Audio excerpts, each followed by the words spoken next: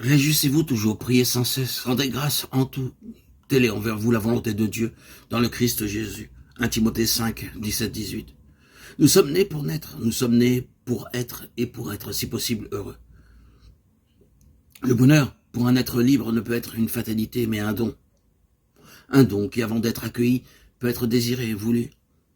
Si tu savais le don de Dieu. Nous ne le savons pas parce que nous n'avons pas suffisamment éveillé ce désir que la prière de Yeshua tente de susciter en nous. Je suis, la conscience d'être est là pour que nous ayons la vie en abondance. La vie nous veut vivant, la conscience nous veut conscient, l'amour nous veut aimant, l'être nous veut bienheureux, étant bien.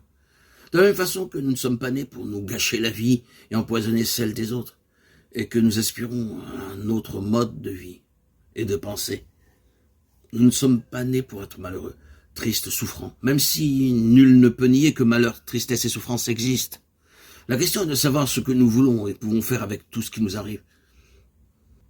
Il s'agit d'en tirer de la conscience d'être, d'accomplir « je suis ». Le texte grec est intéressant à ce point de vue. On pourrait traduire « geneteto », do, to, telema, sous presque littéralement par que la jeunesse de ton télos se réalise, de ton « je suis ». C'est-à-dire que le germe que tu as mis en nous soit conduit à son accomplissement pour que nous devenions ce que nous sommes.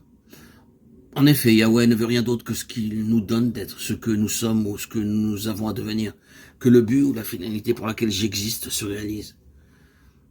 La volonté de Dieu dans un gland, c'est le chêne. La volonté du Père, c'est son Fils, un être de lui, autre que lui, et conscient de l'être, conscient d'être son Fils, même et autre.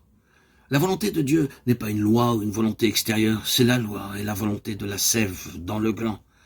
Faire cette volonté, obéir à cette loi, c'est devenir un chêne malgré la hache et le vent.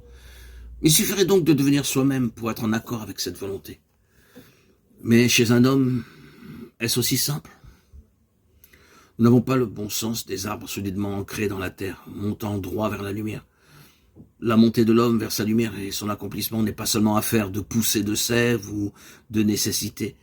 Elle dépend surtout du désir et de la volonté, car c'est librement que nous allons vers la lumière et que nous devenons ce que nous sommes. La liberté serait-ce alors de nous soumettre à notre véritable nature? La santé serait de se tenir au plus proche de son plus intime désir, comme le disent les psychanalystes? Est-ce dans l'écoute de notre désir profond qu'il s'agit d'entendre la volonté de Dieu? Que veut la vie en moi? Que veut l'amour? Que veut la conscience d'être? Si je demeure centré en « je suis », quel est donc mon désir? Se poser ces questions ne va pas sans quelques inquiétudes, car si je commence à écouter et à obéir à l'amour qui est en moi, si j'y demeure fidèle, où cela va-t-il me conduire? Si je commence à laisser vivre la vie en moi, si je ne la retiens pas, si je ne fais aucun obstacle au don qui se partage dans une vie donnée, si je n'ai pas peur de vivre, d'aimer et de me donner en pleine conscience, c'est-à-dire librement, où cette volonté de vie, d'amour et de don va-t-elle me conduire? Où va-t-elle donc me conduire? Certains verront se profiler à l'horizon de cette générosité d'être la forme d'une croix, avant d'être un symbole de torture. En effet, la croix est un symbole d'ouverture dans les 4 directions. Comme le disent les anciens pères, la croix est le grand livre de l'art d'aimer, l'homme ouvert aux 4 vents, l'homme qui n'a pas peur d'aimer, d'accomplir la volonté et le désir de l'être en lui.